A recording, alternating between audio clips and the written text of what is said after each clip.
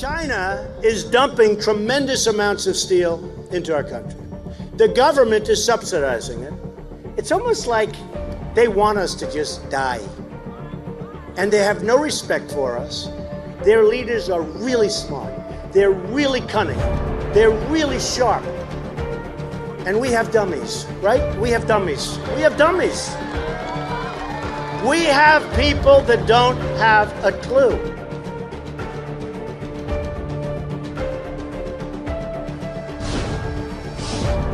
I heard about our latest offer to China, and all I could think about is how the invitation would read. Dear China, you are cordially invited to join us in joint naval exercises off Hawaii next year. I mean, what is the next line? Be there or be square?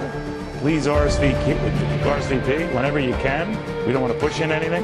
That announcement going out days ahead of both the presidents of China and the United States sitting down and slap dab in the middle of an escalating hacking scandal and now potentially a trade scandal as well, as Beijing plays cozy with Iraq and its oil and virtually every major Caribbean nation that has its hand out for Chinese money, and a lot of it, to retired Navy Admiral James Lyons on why playing nice with China doesn't always mean making progress with China. But man, oh man, I was looking at all of this, Admiral, and I started saying, we're playing the same old games. We're back to that. What do you make of it?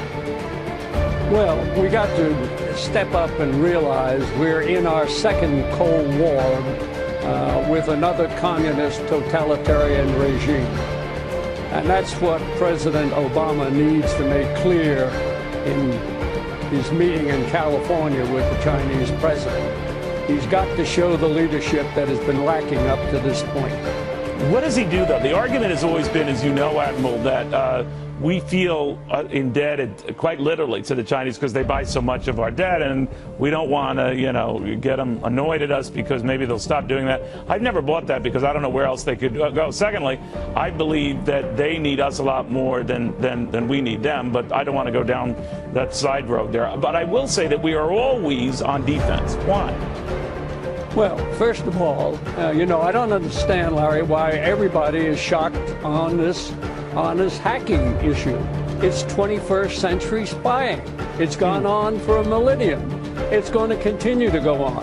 The Chinese, of course, in their meeting in California will agree to a further meeting and set up some principles on cyber warfare. But what will it mean? Absolutely nothing. Except we would abide by the principles, the Chinese won't, and it would be to our net disadvantage. So we're really at loggerheads here, right? I mean, now we're going to do these joint exercises. What do we get out of China doing joint exercises with us? A sort of an understanding we won't kill each other? Let me tell you what it does for China. With all their hacking and their penetration of our intelligence, defense agencies, what it will prove is that the intelligence that they've been able to gather surreptitiously, they can now check in our actual operations in Hawaii. This makes no sense to me at all. When I was Commander-in-Chief of the Pacific Fleet, it would have been like me inviting the Soviets to participate in our exercise to show them all our coordination, communication, and how we operate. Wow. This makes no sense. Could you flip it around, Admiral? Do we get anything out of it to spy on their stuff? They're not going to show us anything. They'll have umpteen political commissars on their ships to participate. They will be copying down everything we do. What we need to do is really get serious here. First of all, we need to tell China, look, you've built the Navy specifically to go against the United States Navy.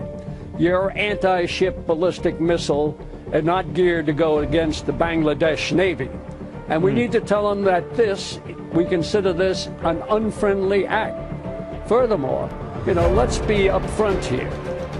China has 3,000 miles of underground reinforced tunnels for their nuclear strategic intercontinental ballistic missiles. General Ursin, who was the former director of Russia's strategic forces, told me they estimate that China has at least 1,800 warheads. And we want to go ahead and further reduce our warhead inventory and put our national security at risk. This is nonsense. What President Obama should make clear to the Chinese president, we're going ahead with the modernization of our nuclear infrastructure and developing new warheads, and that's how we will start to raise deterrence. I wouldn't hold my breath for that, Admiral. Well, we need to make sure that the American people need to send the message, do it through Congress. And we also need, we have to develop a very complete offensive and defensive cyber warfare plan, which will then actually hold our companies who fail to comply and when they find they've been penetrated and don't put in place the necessary firewalls and protection to protect that sensitive technology and information, they have to have their contracts rescinded and they need to be fined. All right, well, Admiral, you make way too much sense, but it's always good seeing you, sir. Thank you very, very much. Nice to be here. Thank you. Thank you. Meanwhile... To the rub after the snub. China does not roll out the customary red carpet staircase for the president, forcing him to use the emergency exit, and Donald Trump doesn't waste a minute noticing it. You know, it's interesting with the president, because I saw that yesterday with the stairs. He went to Saudi Arabia and the top people didn't greet him, right? He went to Cuba and Castro, the brother, was not there to greet him. And I said to myself, you know, if that happened, I'd land. I'd hear he's not there to pay respect to the country, not to him, to pay respect to our country. I would say, thank you very much, fellas. That's okay. Close it up. Boom. Let's go back to Washington. I won't.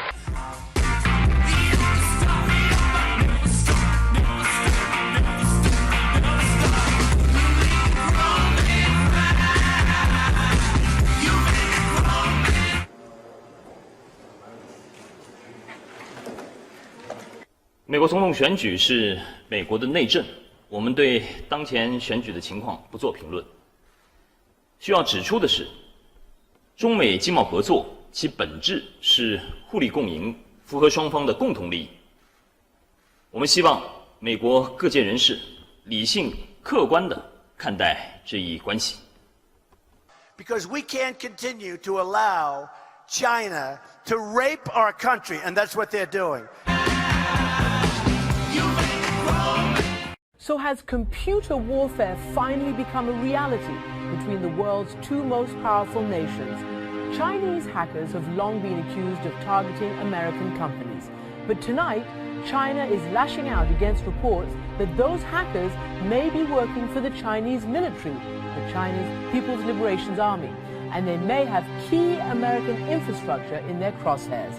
Things like the power grid, and oil pipelines, and air traffic control.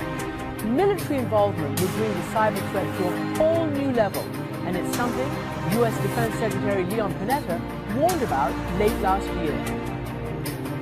The collective result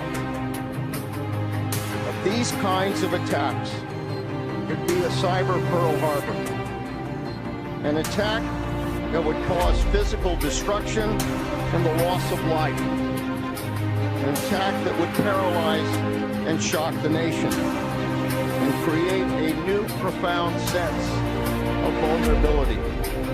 In other words, war. It's long been suspected that the United States has itself launched cyber attacks, in particular Iran's nuclear program. But in a major report, the New York Times now links China's People's Liberation Army to dozens of cyber attacks against the United States. The report traced the hackers to the doorstep of this building, a 12-story office tower in Shanghai that's the headquarters of Military Unit 61398. It's a name worthy of a spy novel, and it's suspected of being ground zero for a growing army of Chinese cyber warriors.